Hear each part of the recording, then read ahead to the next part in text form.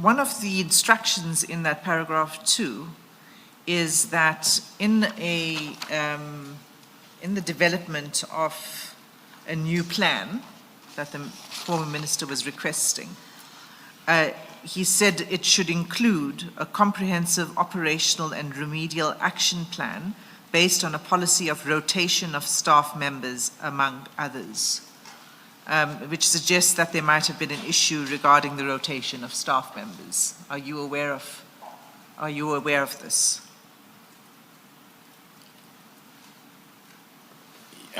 Thank you, Commissioners. I am aware because because of my previous deployments. As I introduced myself, I referred to myself as an all-rounder or a complete police officer who has been everywhere within SAPS.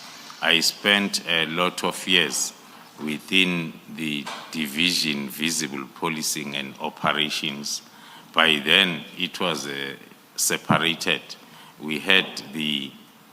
I was within the Operational Response Services, where I was coordinating operations, and the deployment in the port of entry was a part of our responsibility as a division. So this was something that in other ports of entry we have the rotation, the month-to-month deployment, so as then we avoid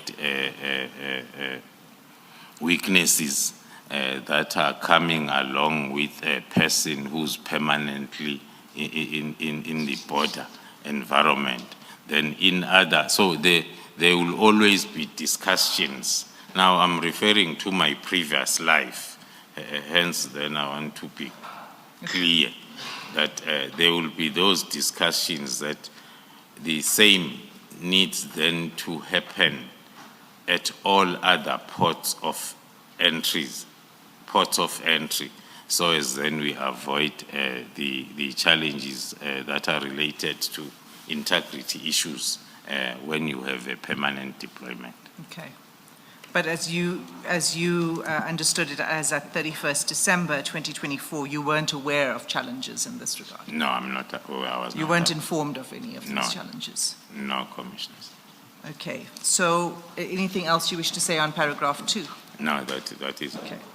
So we can go to paragraph 3 then, which is the heading Political Killings Task Team. And I want to first confirm that you have been involved with the PKTT from its inception. Is that correct? That is correct, Commissioner. And when was that from? From July 2018. From July 2018? Yes. And in this letter, the former minister refers to the formation of an interministerial task force. And you confirm that the PKTT was that interministerial task force. As I indicated, Commissioners, that the terms and choice of words sometimes used in the letter, they are confusing, and sometimes they talk to maybe not from a well-informed part, because we do not have a task force. We don't use that language in whatever processes and activities with regard to PKTT. But we do have the Interministerial Committee that we have referred to it in most of the time, even during this commission. General, there are witnesses who have referred to the National Task Team, referring to the PKTT. Yeah. Would that characterization be correct?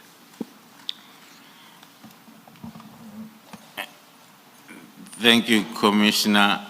The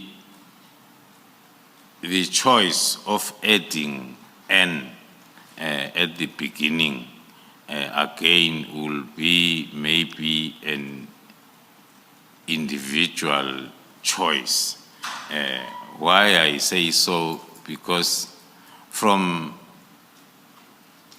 us that started the whole thing, our understanding is within SAPS there are lots of task teams within SAPS.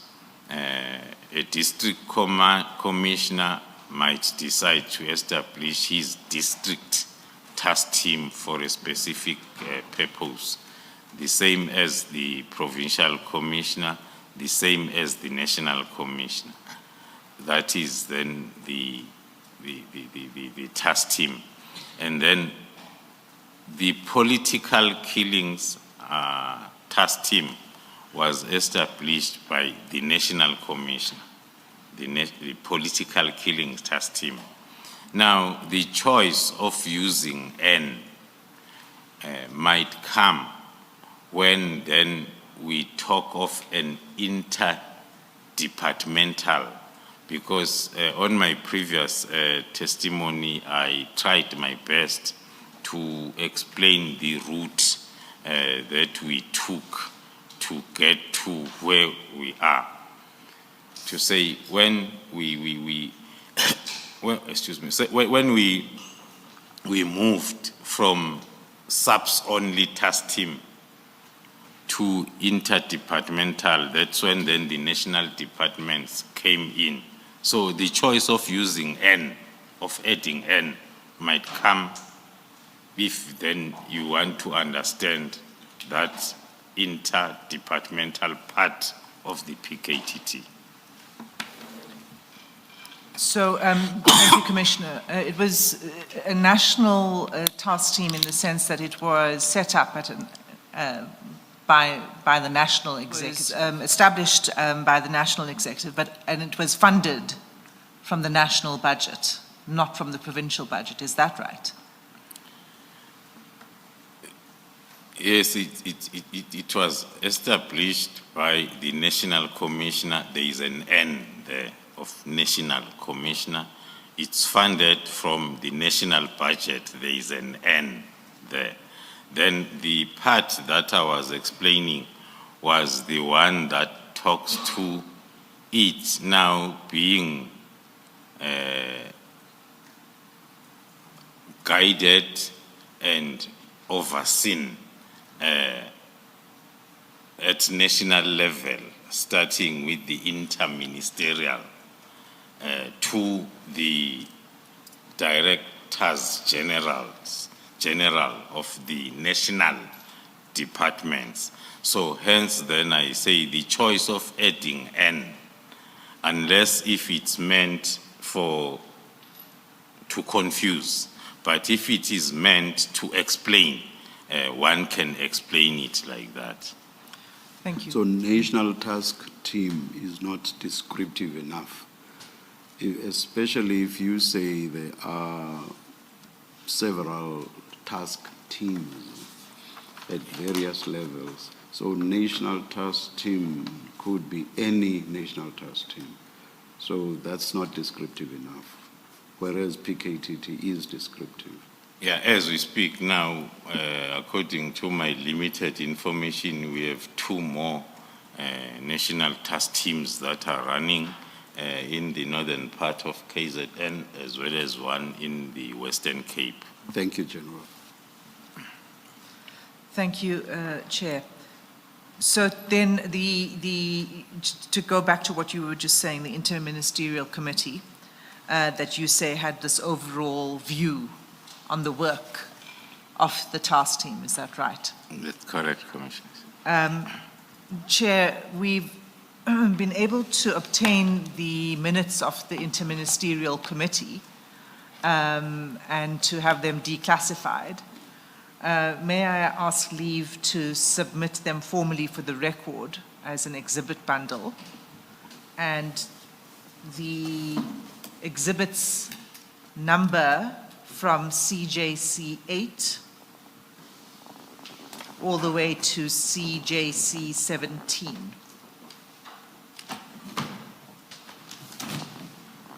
File 1. File 1 exhibits bundle. And if I could ask the witness and the commissioners to turn to that bundle now.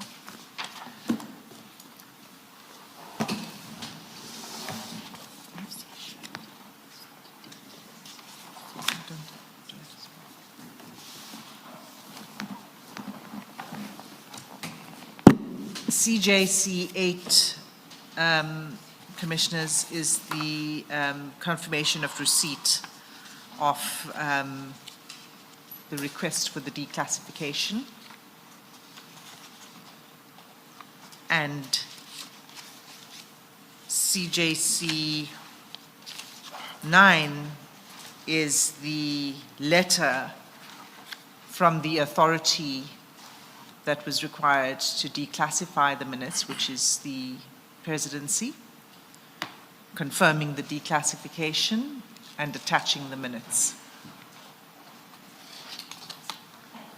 So if we could please turn to CJC 10. That's where the minutes begin, and it's at page 4 of that bundle.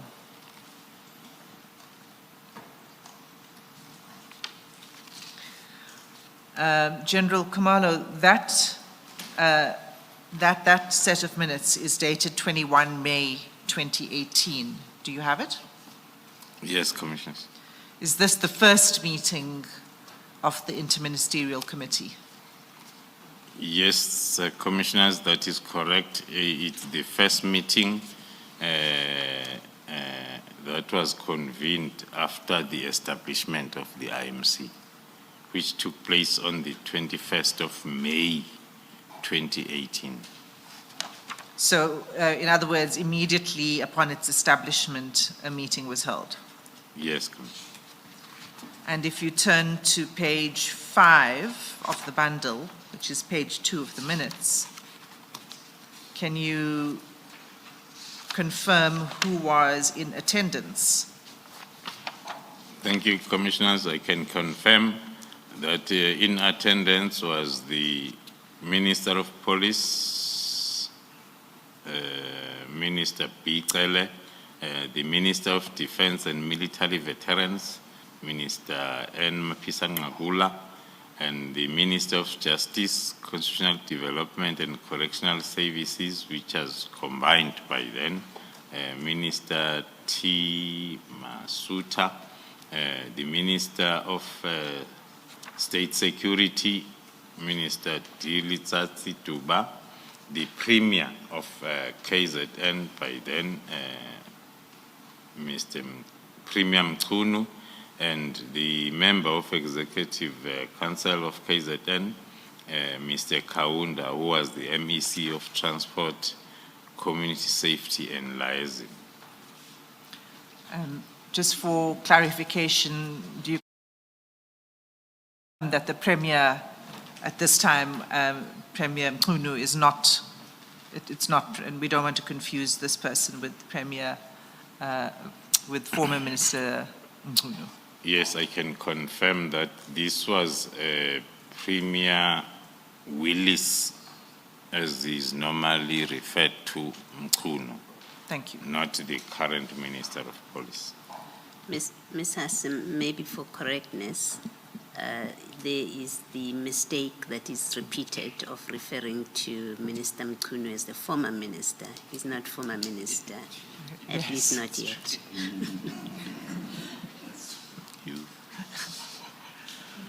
I take the correction, Commissioner Baloy. Okay, so these were the, this is what made up, these were the heads of the Interministerial Committee, is that correct? Yes, Commissioner. So these departments then and ministries continued to have involvement in the oversight of the PKTT throughout its existence. Would that be correct? That will be correct, as directed and established by the President. Thank you. So we don't need to go to it in exhaustive detail, but just so that we can get the main aspects of these minutes. The first serious presentation was a political presentation by the Premier. Is that right? And that's on page 6 of this bundle. That is correct, Commissioners. And in that presentation, if we look at the second bullet, the minutes state that a task team was established in 2011 to find the causes of the political killings. What task team was that? Although one was not part of the meeting,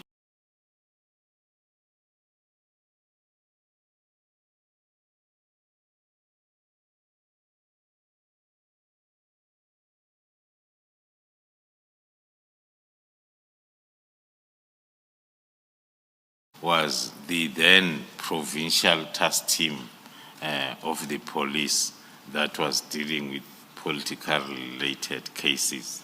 So if the reference here on this second bullet is made towards the now political killings task team, then one will say the Premier meant then the provincial team that was in place by then. Okay. I should have asked you when we were confirming the attendance whether you were in attendance at this meeting.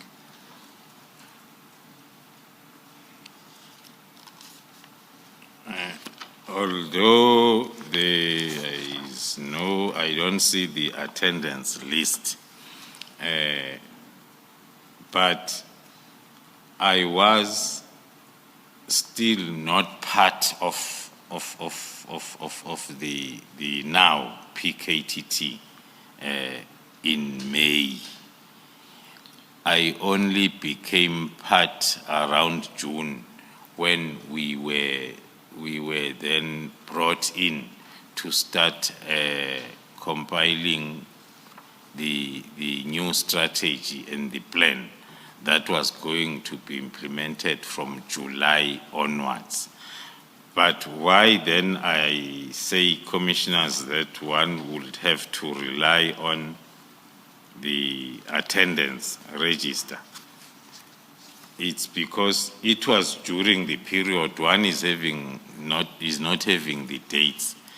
It was during the period when I was either deployed as a brigadier in the province together with the then acting provincial commissioner, Lt.Gen as he testified, or because as a brigadier, my main responsibility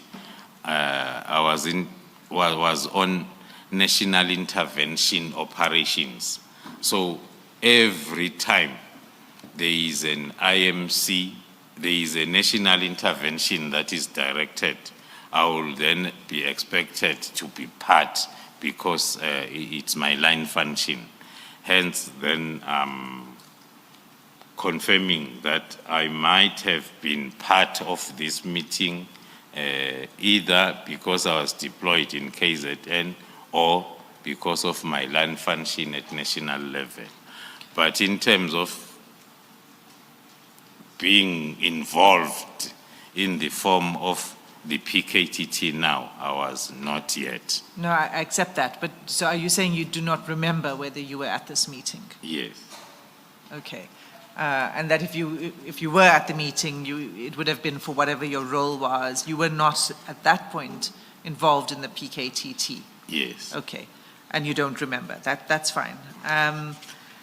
So the point of the bullet 2 is that there was a provincial task team within SAPS to deal with political related killings. That's correct. Okay. So if you turn over the page to page 7, There's then a presentation by Major General Qiliza. And it's entitled Progress Report on Political Related Killings to the Minister of Police. So it would have been Major General Qiliza then who would have been responsible for that provincial task team, is that right? The minutes suggest that because he's the one who presented the progress report on political related killings to the ministers on that day. Okay, so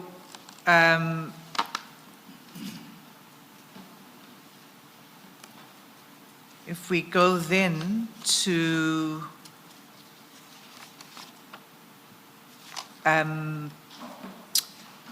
we see there was a second presentation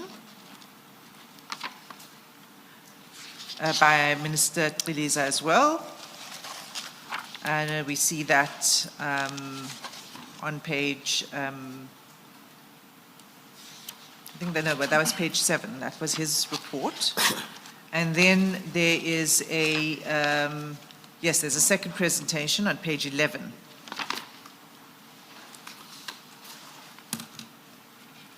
At item 2.3.1, do you see that? Yes, Commissioners. And in that report, there's a list of cases, those that are finalized, those dockets that are ready for trial, et cetera, et cetera. Are those the political related dockets that were being handled by the team at the time, the provincial team?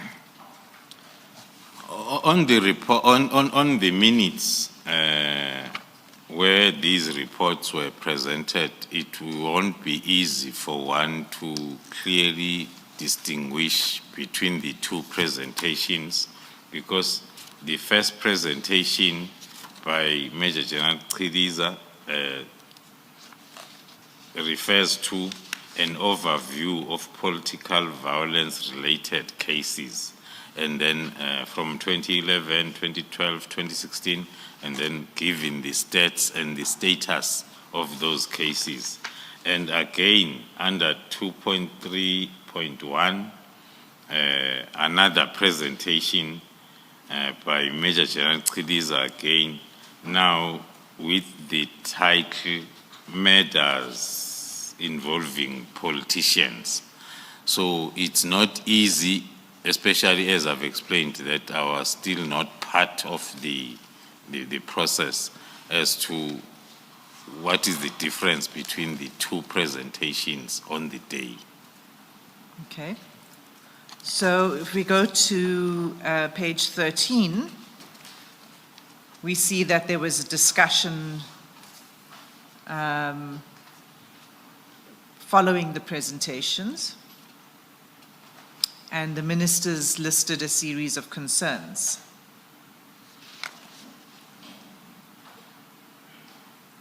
I'm not going to read through all of these concerns, but would it be correct to say that one of the concerns raised by the ministers was that the political killings in the province was escalating? That is correct, Commissioners. And could you just read out the first two bullet points of the decisions on page 14? On page 14, under the heading Decisions, the meeting resolved that the task team coordinate its work and minimize working in isolation to each other. Then bullet 2, the task team should have purpose, objectives, role and responsibilities, as well as the frequency of meetings, in brackets, terms of reference. And the third bullet? On page 15. On page 15? The first bullet on page 15. The first bullet on page 15, the task team should develop an investigation and prosecuting strategy that will mitigate all the risk factors associated with the investigation and prosecution, can such as Pause the there, list. and then there's a list. Yeah. Now, this investigation and prosecution strategy, is that the strategy that you began to develop when you became involved in June? That is correct, Commissioners. It's one of the recommendations that we had to attend to as we came in June. Okay, thank you. And then if you turn over to page 16, there is a presentation made by the NPA, Advocate S. Abrahams. Do you see that? Yes, Commissioner. And then there is a further set of discussion and decisions by the IMC, which is recorded at page 17. Can you just read out for the record the two bullets that contain the discussion and decisions? The second discussions and decisions on page 17